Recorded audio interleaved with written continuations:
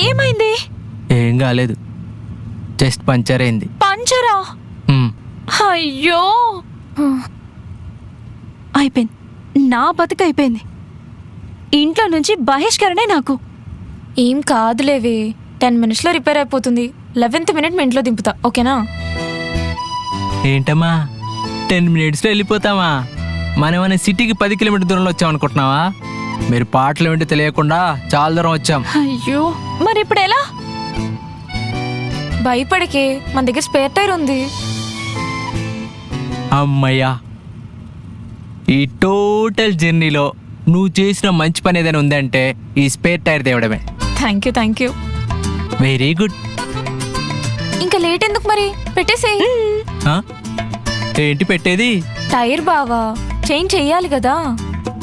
నాకు డ్రైవింగే రాదురా బాబు అంటే నా చేత రిపేర్ చేపిద్దాం అనుకుంటుంది.